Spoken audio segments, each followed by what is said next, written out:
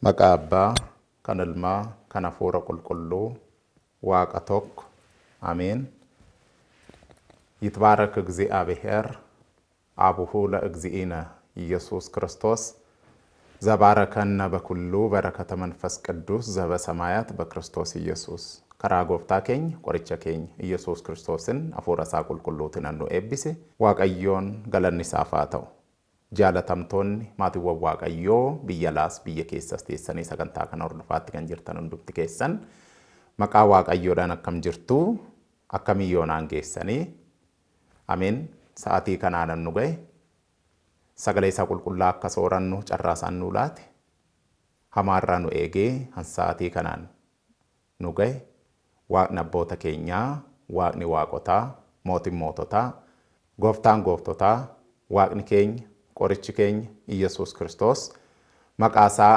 waamamee hin quufamneen arjummaasaa shallagameen dhufneen jaalalabbumaasaa daangaan qabneen baabiiftuudha hanga lixa biiftutti kaabaa hanga kibbaatti qooqa ummamtoota maraan bara baraaf kan ulfaatee fi kan galatoomee nuuf haa ta'u.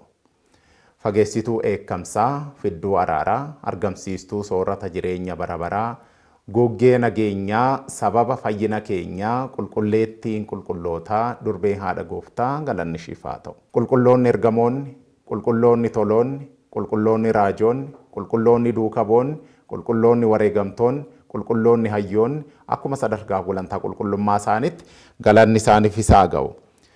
Egaa sagantaalee darban keessatti waa'ee shakkitootaa kanneen akka Nisxiroos fa'aa kanneen akka Maqdooniyoos fa'aa kanneen akka Areyoos fa'aa barumsi isaanii maal akka fakkaatu irra caalatti immoo barumsi Nisxiroos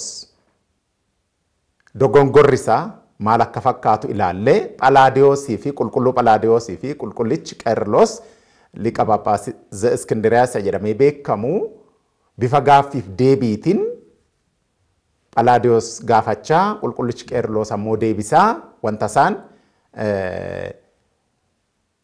hubannaa qulqulleessuu keessatti yookaan ammoo hubannaa amantootaa qulqulleessuu sirritti ganiinsa tokko illee akka keessatti hin qabaanne yommuu barumsa isaanii barsiisan ilaaluu yaallee jirra.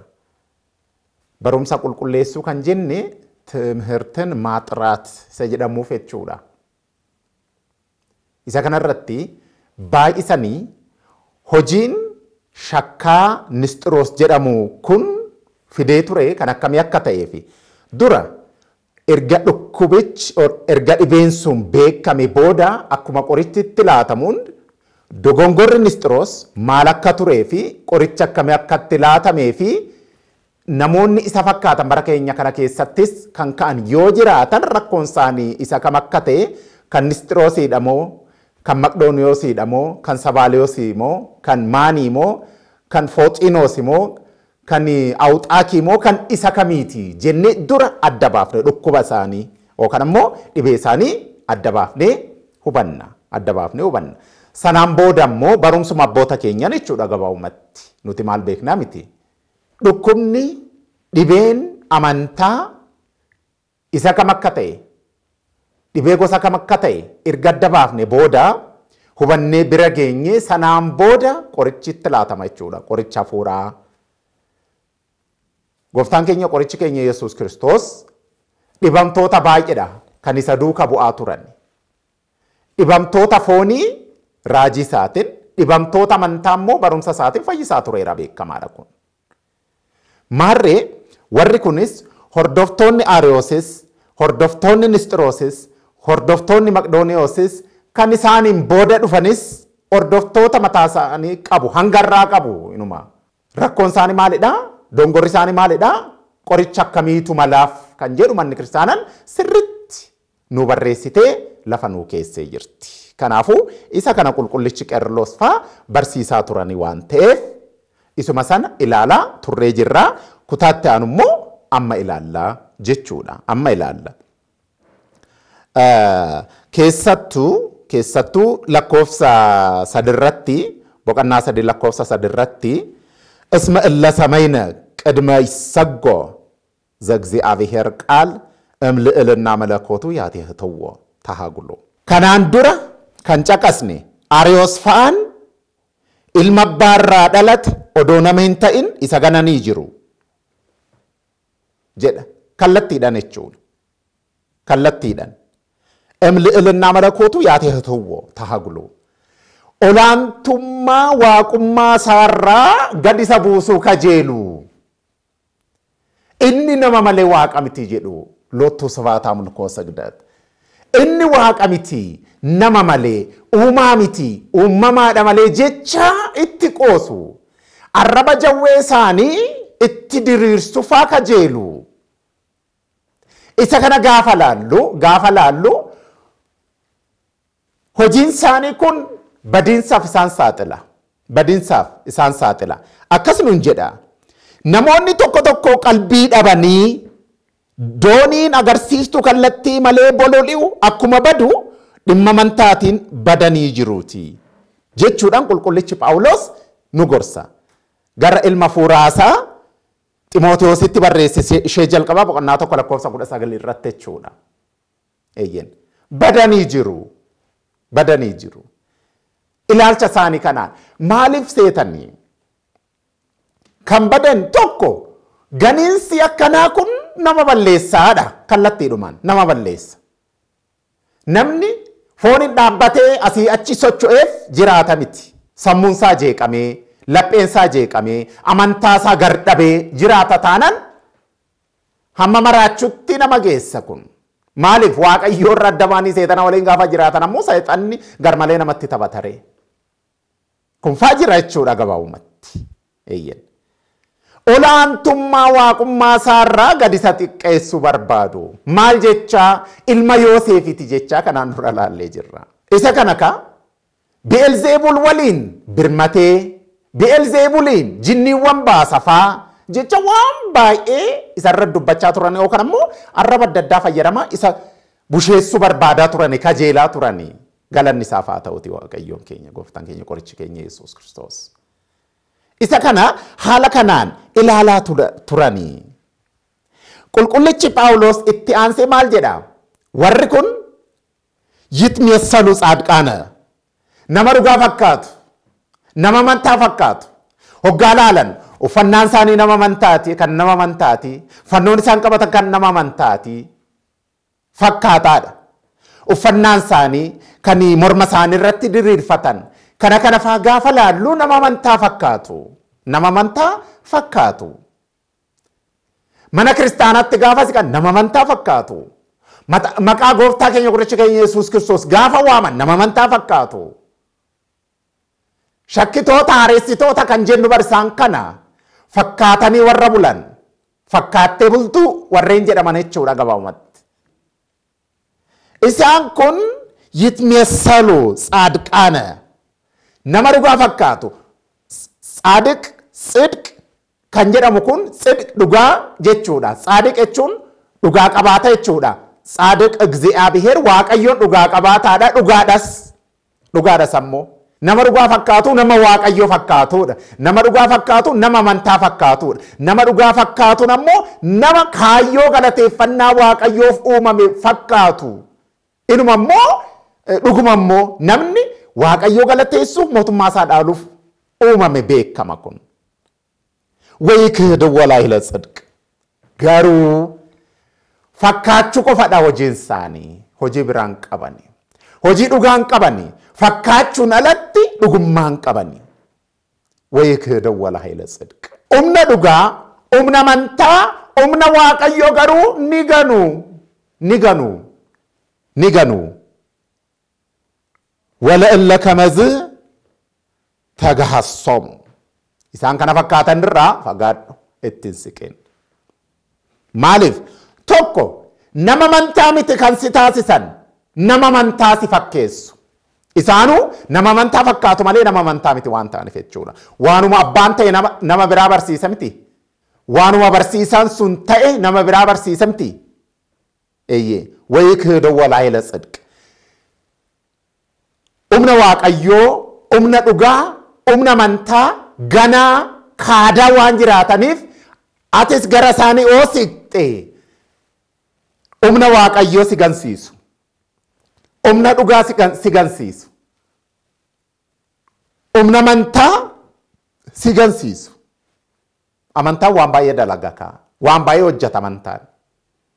Isa kanarraa si maqsu waan ta'eef wala illa kamazi tagahassomu. Isaan kanarraa fagaadhu. Ittuun siqin. Maaliif badiisadha kan isaan barsiisan? Isaanuu warra badanii dabalee immoo badiisa si barsiisu waan ta'eef namni nama itti siqee sanarraa waa barataka. Kun uumama namaati waan ta'eef jechuudha. Kanaafu ittiin siqin. Isaan humna waaqayyoo gananiiruuti. Iccitii wangeelaa gananiiruuti. Maali kun? Seera Musee gana. Seera Ooritii gana. Maali jedhu? Nama seera Ooriitiif bitamu fakkaatu barisaan. Isa kanaadhaa qulqullichi Phaawulos nama mantaa fakkaatu. Wayikee dawwalaa ila sidq. Humna isaa garuu gananii jiru. Wala illa kamazi tagahassomu. Isaan kana fakkaatanirraa fagaadhu. Kan jedhe bar nama Ooritii kabaju fakkaatu, nama arjummaa Abrahaamiitiin socho'u fakkaatu, garuu inumayyuu ittiin siqanii gonkumaa jireenya xidqiirraa yookaan ammoo jireenya dhugaarraa, jireenya tolootarraa namoota fagaatanidha. Iccitii wangeelaa nama beeku miti. Nama Ooriitiif quuqamu fakkaatu. Seera Ooriitiif quuqamu taanan, raajii raajotaaf quuqamu taanan, bu'aan raajii raajotaa dhalachuu gooftaa keenya akka ta'e maaf ganuree? Kana dubbatti manni kiristaana keenya jechuudha. Ragaan ishee dhiyeessitus kitaaba qulqulluu irratti hundoofteeti. Kitaaba raajotaa, kitaaba Ooritii, kitaaba seeraa, kitaaba seenaa fi kanneen kana fakkaatan irratti hundoofteeti kan isaaf deebisture. Isa kana fakkeessuudhaaf ittiin fayyadamu. Beektota Ooritii hoo ta'an beektummaa Ooritii ta'uu isaanii iyyuu jallattummaa isaaniif jallina isaaniif fayyadamu jechuudha gabaabumatti. Wantoota kana faatu irra mul'ata. Kanaafuu irraa fagaadhu. Iccitiin wangeelaa maalidha? Isa kam gananiif cubbamtoota jedhamanii hoo jenne iccitiin wangeelaa jireenya isa biyya lafarraa tuffachiistee jireenya isa barabaraa nama hawwachiisti waan taateef isaan ammoo waanuma lafarraa qofaa yaanni isaanis kan lafarraati dhumni isaanis badiisa akkuma jedhe kitaabni yaanni isaanis beekumsi isaanis qaaccessi isaanis hubannaa isaanis kama lafarraa qofa waan ta'eef sababa kanaan ni badu lafarraas ni badu waaqarraas ni badu lafarraas ni badu samiirraas ni badu. Lafarraas fakkaatanii buluu kana namni bira geenyan inuma kabaja miti salphanatu bu'aasaa ta'a malee. Kanaafuu haala kanaan ibsee jira kitaabni qulqullichi Phaawulos haala kanaan ibsee ergaasaa gara Ximootewoos barreesse isa lammaffaadha kun ammoo boqonnaa 3 lakkoofsa 5 irratti jechuudha. Wa'loontussa imdihira tasaggawa yitba'aasawwa waygeessisawwa. Erga nama ta'e boodas gooftaan keenya guddichi keenya Yesuus Kiristoos jechuudha. Waaqayyoon ilmi jechi qaamawaan erga foon ta'e boodas erga foon addaami waloome boodas isa rabsu isa tuffatu jecha rabsoo irra dubbatu kanneen akka Nisxiroos faa kanneen akka Ariyoos faa kanneen akka Maqdooniyoos faa baay'een isaanii erga nama ta'e boodas isa ganu isa rabsu waaqa miti jedhu erga nama ta'e boodas isa ganu isa arrabsu isaan kanaan ga'uraan lamaf qareessaaf tsaggaa ganiinsaaf warra wal waaman warra wal ijaaran warri kun jechuudha eeyyen waaqayyoo kennaawwan adda addaa kan ta'e innuu kennaa kan ta'e nama isa waamu isa kajeelu isa barbaadu fakkaatu maqaasaa ni ganu eeyyen ganiinsaaf warra wal waaman warra wal ijaaraniidha jechuudha ganiinsaaf badiisaaf jechuudha barumsi waaqayyoo barumsi inni dhugaan akkan jiraanne barbaadu sirumaa kun ammoo qalbeeffannaa isaanii isa adda ta'eedha namni hin beeku itti beeku itti hubachuus danda'a irra beekuus dhiisuu danda'a ganiinsaaf warra wal waamaniidha jechuudha warra wal ijaaran namni waan gaarii hojjechuuf mootummaa isaa dhaaluuf wal waamaa isaan barumsa amantaa diiguuf wal waamu ajaa'iba namni jireenya isaa sirreeffachuuf waaqayyootti kalaa isaan ammoo barumsa amantaa diiguudhaaf jallisuudhaaf mana waaqayyootti sobanii siqu isaan kun dhumni isaanii badiisadha jedhu haaluma kana koottaa maqaa waaqayyoo ni haqnaa ni dhabamsiifna jedhu akkas jedha faarfannaan Daawit faaruu 73 lakkoofsa 8 irratti ንስዓር ኩሎ በዓላቲሁ ለእግዚአብሔር እምድር ኮታ yaadannoo waaqayyoo lafarraa dhabamsiifna lafarraa balleessina siruma maqaan isaa akka waamamne balleessina jedhan isaanuma bade malee waaqayyoon akkamitti bada waamichi maqaa isaaniin bada malee akkamitti waaqayyoon akkamitti bada kanuma bar warri Sanaaoris warra ordoftoonni naamruudawayaan warreen jedhamanis isuma kana hojjechaa turan seera uumamaa boqonnaa 11 irratti yoo dubbifne jechuudha eeyyen yaadannoon keenya beekamtiin keenya olaantummaan keenya odoo hin darbin yaadannoo maqaa keenyaaf dhaabna siidaa dhaabna namoonni bara naamruuditti jiraachaa turanidha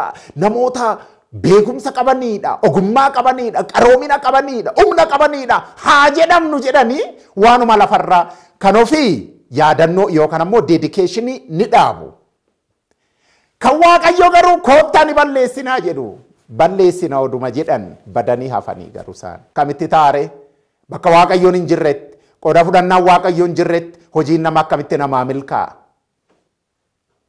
hojiin waaqayyoo eeyyamni waaqayyoo bakka hin jirretti akkamitti hojiin namaa milkaa'a herregni isaanii herrega seexanawaadha jechuudha gabaabumatti shallagni isaanis gardhabeessadha jechuudha haala kanaan hubachuu dandeenya warri kun haala kanaan yaadu baay'ee nama dinqa hojiin isaanii qulqullichi Qeerloos warri kun gariini ilmi waaqayyoon ilmi uumamaadha jedhe maaliin waaqummaa isaatiin jedheera ammoo kun kufiiti guddaadha ganiinsa guddaadha dongora guddaadha karaa seexanawaadha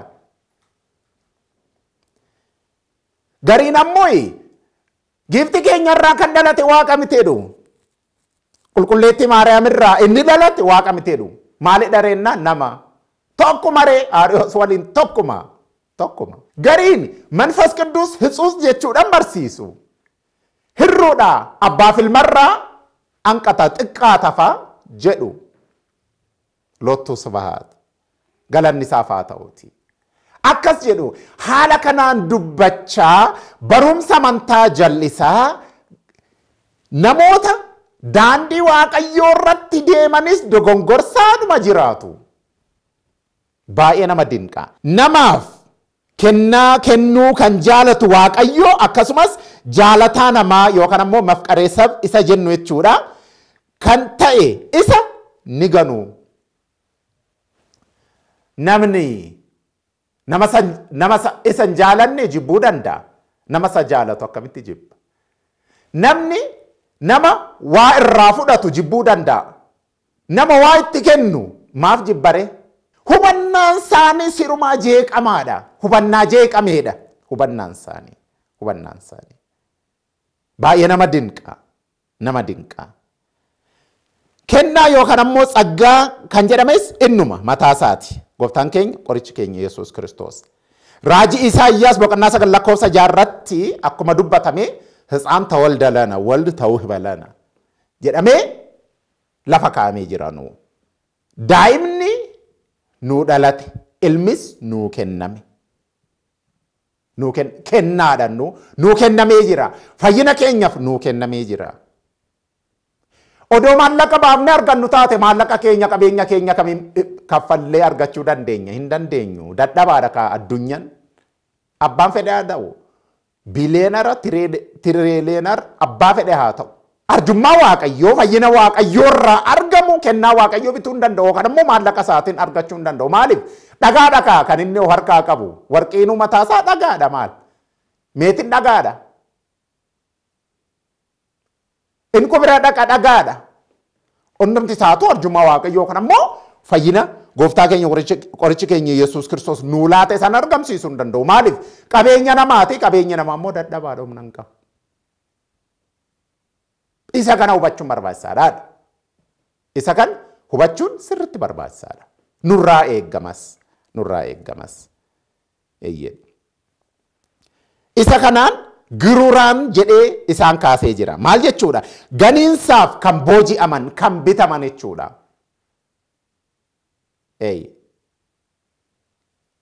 Namni maallaqa namaaf kan sagadu jira bar. Maallaqa nama maallaqa qabuuf miila isaa jala dhaqee kan oolu jira. Miila namaa jala kan oolu baay'eedha. Maaliif? Qabeenya qabuuf, beekamtii qabuuf, aangoo qabuuf. Kanarraa kan ka'e isaan kun booji'amtootadha. Ganiinsi immoo isaan booji'ee jira. Miila isaatiin gad isaan dhiitee isaan dhiphisaa jira. Maaltu ganiinsi? Kana qofa miti. Giyyuraan jechuudhaan waama warra kana jechuudha. Kun jechuun maal jechuudha? Gara ganiinsaatti laphee isaanii guutuun kan deeman yookaan immoo kan badanidha jechuudha. Homa dhuguma taasifataniitu dhibbatti kan haxaa'amanii badan jechuudha gara ganiinsaatti. Namoota kana giyyuraan jedhamanii ibsamanii jirudha. Inni biraan xi'uraan jedhamanii waamamanii jiru. Ganiinsaan kan dhiphatan. Ganiinsi nama dhibbisa. Keessattuu akkuma duratti ilaalle ganiinsaaf wal waamu taanaan wal waamanii wal qabanii baduudhaaf warra wal waamanii warra wal ijaaran warra garee uumanootaan ammoo inni gani tokko ka'ee nan deebi'a hoo jedhe akka inni deebi'u hin eeyyamaniif. Maaliif? Hamilee isaa cabsu. Nan beeka jettee turree? Sin barsiisanuun jechaan turree? Maalirree? Maal taate amma? Barumsa haaraa kan fidde maaliif isa busheessu? Kanaafu maal ta'a? Achuma bakkuma jirutti nama qaaneeffachuu irraa kan ka'e qaanii namaarraa kan ka'e Waaqayyo irraa fagaata. Akkuma Heroodis jechuudha. Heroodis bar gaafa intalli Heroodiyaadaa isa fulduratti sirbitu sana isa gammachiistee jireenya sagaagalummaa isaaf mijattuu waan taateef booji'amee waan feete na kadhadhu sii laadha jedheen ture. Abbaa fedhe hamma walakkaa mootummaa koottaa ta'u, hamma walakkaa qabeenya koottaa ta'u, hamma walakkaa aangoo koottaa ta'u sii kenne jedhee waadaa galeefii ture. Ishiin garuu gaaffii gadheedha kan isheen isa gaafatte. Gaaffii nama busheessisu, nama arrabsiisu, nama miidhu ture kan ishiin gaafatte morma Yohaannis cuuphaa naa kennetteen. Inni Yohaannis cuuphaa irratti tarkaanfii sana fudhachuun barbaanne ture garuu waan kakateef waan qondaalota isaa fuulduratti kakateef waan qondaalota isaa fuulduratti waadaa galeef waadaa isaa cabsuu saalfatee morma Yohaannis cuuphaa qalee itti laatee jira jechuudha. Isaan kunis ganiinsa isaanii dhiisuu yommuu barbaadan illee ceephoo warra garee isaanii sodaatu. Ni sodaatu warra. Itti amananii qofa miti. Qoradhaame warri sagantaa kana hordofaa jirtan, dhaggeeffachaa jirtan. Qoradhaame itti amananiiti qofa. Amananii qofa kan isaanii amantaa sana deemsisaa jiran qaaneeffataniiti, saalfataniiti duuba deebi'u. Seexanni immoo takka gara daandii isaatti nama galchinaan akka irraa deebi'an hin fedhu waan ta'eef arrabaan busheessiidhaan namoota isaan busheessaniin isaan jajjabeessa akka ittuma fufan cubbuu isaaniitti. Haala kanaan isaan kakaasa.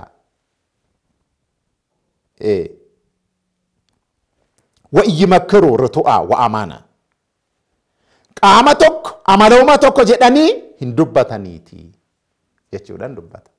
Hin dubbatani. Yoo dubbatan illee namni itti kakka. Isaanis hin dubbatanii. Eeyyen. Isaan Waaqayyoo ilmi Waaqa maloomaadha. Waaqadha. Ilma Waaqadha. Waaqa gonkaa nama gonkaadha jedhanii hin dubbatanii. Kun haala kamiin sadarkaa kamiin amantaa isaanii madaalanii yookaan ammoo cimsanii akka deeman nama dinqa. Odoo amantaan qabaatin nama amantaa fakkaatanii dhiyaatu jedha qulqullichi Phaawulos.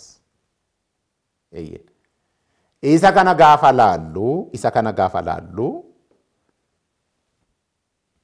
bara keenya kanattis namoonni qormaata kana fakkaatu namatti fidan jiru. Nutu akkamitti cimnee dhaabbanna? Yookaan ammoo cimanii dhaabbachuun haala kamiin deeggarama? Barumsa mana kiristaanaatiin tokko. Tajaajila hafuuraatiin lama. Yeroo mara mana Waaqayyootti deddeebi'uudhaan sadi. Yeroo mara gaabbii galuudhaan afur. Yeroo mara fooniif dhiiga gooftaa fudhachuudhaan shan. Kun dirqamadha jechuudha kiristaana tokkoof. Dirqamadha. Sababa kanaaf وَإِيَّمَكَّرُوا رُتُوءًا وَأَمَانًا tokko barumsa qajeelaa kan ta'e hin barsiisani. Waan dhugaa dubbachuufis qophiin qabanii. Waan dhugaa dubbachuuf ragaa dhugaa argachuun barbaachisaadha. Kitaabolee hafuuraa immoo arguun barbaadani. Barumsa sasirriis handuuka bu'ootaa kan hayyoota qulqullaa'oo fudhachuun barbaadani. Waan ta'aniif waan qajeelaa fi waan dhugaa ta'e hin dubbatanii, hin barsiisanis. Eeyyan. Waaqa maloomaa, Waaqa ilma Waaqaa, jecha qaamawaa, ilma Waaqaa, ilma Maariyaamii jedhanii dubbachuudhaaf hamileen qaban jechuudha. Homaan beekanirree. Maaliif? Ragaalee kitaaba qulqulluu hin fudhatanii waan ta'aniif jechuudha. Yommuu kadhatanis kana jedhee dubbatee jira kitaabni. Baay'ee nama dinqaa. እምዘይጼልዩ ወይብሉ ለምንት ኦሆ ይቤ ተሰጎ ወጸጎ ርእሱ አከስ ጀቻ kadhannaas nama kadhannaa fakkaatu nama fuuraa fakkaatu neerramitire nama kadhannaa fakkaatan immoo akkas jechuudhaan kadhatu nama ta'uu maaliif tole jedhee fudhata ofiisaas waloomaaf kennuu maaliif tole jedhee fudhata nama ta'uu maaliif tole jedhee fudhata kun jechuudha akka isaanitti namni aangoo mootummaa irratti taa'e tokko aangoo inda barreedha jedhee herregate tokko irratti gaafa taa'e irraa bu'uun barbaadu. Gadi bu'ii harka qalleeyyii waliin ooli bulii jedhamnaan isaaf salphinaadha.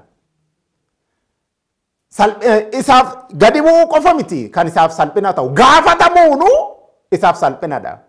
Sababa kanaaf ijuma namaatiin gooftaa ilaalaa turan jechuudha. Akkuma namaatti isa herregu. Kun ammoo kufiitiidhaaf isaan saaxilee jira jechuudha. Isaan saaxilee jira garmalee. Isaan saaxilee jira.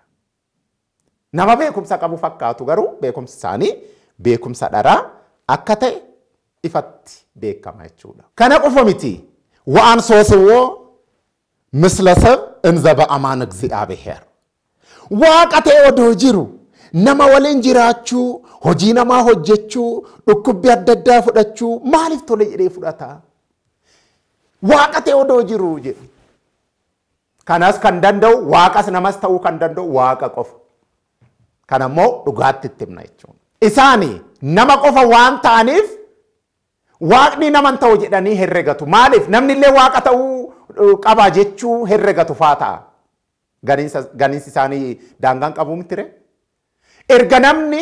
Erga waaqni nama ta'uu danda'e namnis waaqa ta'uu danda'a jedhanii herregatu jechuudha. Namni waaqa kan ta'u waaqa kennaadha. Amaalikt zaba'amaan isa jedhameedha malee amaalikt waaqolii amaloomaa hin ta'ani kan kennaa ta'u malee isa kana dhakaa dhugaan jiru. Guyyaa tokko gooftaan keenya qorichi keenya Yesuus Kiristoos naman tuffatu mitire, mafqaree sabiidha mitire, jaalataa namaati mitire. Yommuu barsiisu, yommuu dhukkubsattoota waliin ooluu fi isaan fayyisu, yommuu qaraxxoota fi cubbamtoota waliin ooluu isaan fayyisuudhaaf jechuudha. Isaan barsiisuudhaaf, isaan deebisuudhaaf, laphee isaanii jallatee deebisuudhaaf gaafa isaan waliin oolu akkas jechaa isa hamataniiru. Akkas jechaa gooftaa keenya qoricha keenya Yesuus Kiristoos hamatanii jiru. Lamin tiballi waysatti liqaakamu misla haxaan wamatsabbahan. Barsiisaan keessan akkamitti qaraxxootaa fi cubbamtoota waliin nyaata? Akkamitti waliin dhugaa? Akkamitti michummaa uuma? Jecha duuka boota dhiphisu turan. Baay'ee nama dinqa. Wan abbaatti dhimamne hamiidha. Gooftatti himuu dhiisanii duuka bootatti dubbatu. Maali kan raawwate gooftaa keenya qoricha keenya Yesuus Kiristoos jedhamti waamicha maqaa isaatiif galanni isaaf haa ta'u. Isatti himuu odoo qaban duuka bootatti himuu. Duuka bootatti himuu. Maaliif nyaata? Maaliif nyaata? Luqaas fi Qalayophaa waliin seenee nyaateera, dhugeera. Eeyyen. Dinqisiisaa kan namni isan dandamanneedha. Eeyyen. Killayyaa'aa kan hin qaqqabamneedha. Nuti garuu isa agarre qaqqabnees waliinis nyaanne dhugnee jedha abbaan keenya qulqullichi Hiriyaaqoos sirna qiddaasee isaa keessatti. Eeyyen. Eeyyen. Kasoominni kana dhaka. Abbaa dhugaa ta'uun kana dhaka. Waaqa gonkaa nama gonkaa ta'uun kana dhaka. Waaqa waan ta'eef galaanarra tarkaanfateera. Nama waan ta'eef boqatee jira. Aara galfatee jira. Eeyyen. Forfatee jira. Isa kana yommuu ibsu qulqullichi abbaan keenya abbaa Hiriyaaqoos episkopos zahagara behensaa jedhamee kan ibsame nooma kamawuluud zasgaa nama ta'uu isaatiin ni rafee naqaa wagassa xomola nafaasaat kama faxaari waaqa waan ta'eef ammoo ka'ee galaana dambaliidhaan raafamtu sana tasgabbeesse yeroo kana mannu utuu zintu zayit yazzazulottu baayiranii wanafaasaatini jecha isa dinqisiisaa turanii naqaa wagassa xomola nafaasaa kama faxaari dakma waa'irafa kama tufuut wahoora dibamaay kama lo'ol.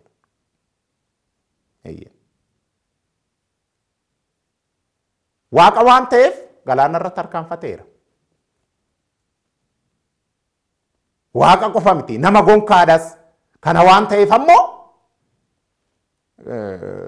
dinqaa doonichaa keessas ciiseera. Dadhabee forfatees jedhamee jira. Isa kana gaafa laalan akkuma seexana jechuudha. Mannu utuzuntuu sabaa labisoo zamo'anni. Eenyunni foon namaa uffatee kan na mo'ate, kan na injifate, kan humna na dhabsiise, ganan gookoo na dhabsiise. Zasaarannim sulxaanee aangoo koorraayis kan na shaare yookaan immoo kan na haqe. Eenyudhanni hubannaafis rakkatee ture asirratti akka hubachuu barbaaddan. Seexanni gooftaan keenya qoricha keenya Yesuus Kiristoos waaqadha moo nama? Maaliif sanaan dura waaqas namas kan ta'e hin jiru kaa? Waaqa gonkaas nama gonkaas kan ta'e hin jiru kaa gooftaan dura? Gooftaan ala yoomiyyuu isaan dura isaan boodas hin jiru. Waan ta'eef seexanni dhiphatee waan hin dubbatamne fa'aa dubbachaa ture jechuudha. Gar dhabee hubannaa dhabee burjaaja'eetuma jechuudha. Timirta Hebu'aat kutaa jedhamu keessatti sirriitti barsiifama jechuudha mana kiristaanaa keenya keessatti. Kanaafuu lamanti balle waysatti mislama haxa'aan wama tsabbaan. Maaliif cubbamtoota waliin nyaata? Maaliif isaan waliin dhuga? Maaliif michuuwwansaa isaan taasisa? Maaliif ofirra nariine? Dubartittii sanas ishee sagaagaltummaadhaan beekamte jedhamtee urgooftuu albaastiroos diinaros 300 bittee miila isaarra dhangalaaftee sanas gooftaaf fidde sanas odoo cubbamtummaa ishee cubbamtuu ta'uu ishee odoo bare odoo beeke ofitti hinsisu ture. Ani raajaadhaan jenne inni jecha isa hamachaa turan raajaadhaan jenne ani raajaadha jedhee hin beeku gooftan. Injenne eentu jedhere nama ija hin qabne sanatu ija uumnan ija uumee isaaf uumee akka iji isaa argu isa taasifnan eenyudhaan ni jennaan raajaadha waan jedheef raajaadha jedhee of waamaa miti jedhan inni of hin waamne isaantu waame malee. Deebi'an immoo odoo raajaa ta'e akkamitti ofitti sissa nama sagaagaltuu kana kan ishee waliin sagaagale isaanuma miti isaanuma gooftaa hamatu kana miti. Dhugaasa kanatti beekna nuti. Kanatti beekna. Isaan garuu akka nama qulqulluutti of herregaa haala kanaan isa machaa turan gooftaan akkas jedhee deebiseef. Humumaaniif akka dawwala Aqaabee Saraayee. Namoonni dhibaman ogeessa fayyaa ni barbaadu. Isaan barbaachisa. Cubbamtoota mitiree cubbuun ammoo dhibee lubbuuti kaa. Gantoota mitiree ganiinsi immoo dhibee lubbuuti. Kanaafuu ifa akka dawwala Aqaabee Saraayee. Nama qoricha isaaniif taasisu, nama qoricha itti kennu, nama lilmoo isaan waraanu, nama qoricha fayyisu itti laatu barbaadu. Nama isaan fayyisu sirriitti barbaadu. Eeyyen. Hamumaaniif akka dawwala Aqaabee Saraayee waa akkoo xoo'ooyaan. Namoonni fayyaa qaban garuu ogeessa fayyaa bira maa dhaqu? Fayyaa qabure? Hin dhibamnere? Sababa qabaa. Sababani warra kana waliin ooluuf sababa qaba. Sababa amansiisaa qaba jechuudhaan. Haxaana isaawwa matsaayikoo akkoo saadqaana. Kanan dhufes cubbamtoota waamuuf malee toloota waamuuf miti jechuudhaan dubbateera. Eeyyen. Qulqulloonni jiru kanneen akka Abrahaam faa, Yisaaq faa, Yaaqoob faa, Daawit faa, Solomoon faa. Raajonni kanneen akka Isaayyaas faa kanneen qulqullichi Ermiyaas faa qulqullichi Hizqeel faa qulqullichi Daani'el faa qulqullichi Amoos faa qulqullichi Inbaaqom faa baay'eedha jiru qulqullootadha isaan. Qulqullootaaf miti kanan dhufe cubbamtootaaf malee isaan waamuufan dhufe jechuudhaan isaaniif deebisee jira. Wangeela Maarqos boqonnaa 2 lakkoofsa 16 hanga 17 katabamee nu argama. Kanaafuu isa kana sirriitti deebii miidhagaa deebii gara mirgaas gara bitaas kan nama hin mamsiisne hin shakkisiisne laatee darbeera gooftaan keenya qorichi keenya Yesuus Kiristoos. Isaan garuu nama amantaa fakkaachuudhaaf gaaffii kana kaasu. Nama amantaa fakkaachuun amantaarraa nama dhiibuudha. Haala kanaan herregatu waan ta'eef. Kun ammoo ajaa'iba bu'aa hin qabneedha jechuudha. Kanaafuu nutis kana hubannee amalli isaanii maal akka fakkaatu beeknee irra beeknee mala isaanii hubannee irraa fagaachuu fi of eeguu sagalee mana kiristaanaa ammoo dhaggeeffachuu wangeela qulqulluu fi hiikkaas ammoo sirriitti dhaggeeffachuudhaan hojiitti hiikuun nurraa eeggamaa jechuudha. hanga kana hoo wal barsiifne nugaa har'aaf. Hammana hannu barsiise waaqni abboota keenyaa, waaqni waaqotaa, gooftaan gooftotaa, mootiin moototaa, waaqni keenya qorichi keenya Yesuus Kiristoos maqaan isaa bara hanga baraatti kan ulfaatee fi kan galatoome nuuf haa ta'u. Giftiin keenya eebba ishiitiin araarsummaa ishiitiin nurraan fagaatin. Waaqayyoonis dhandhama haadha keenya dubree maaramii afaan keenya keessa jaalala ishee immoo laphee keenya keessa nuu haa itichu. Bakka itti hanqise, bakka itti dabse, ba'afa malaayitiyuu qiddusaan afaan hayyoo ergamoota samiitiin ba'afa liqaawunta beeta ክርስቲያን afaan hayyoota mana kiristaanaatiin waaqayyoon itti haa gootu. ስብሐት ለእግዚአብሔር ወለወላዲቱ ድንግል ወለመስቀሉ ክቡር ኑሃቱር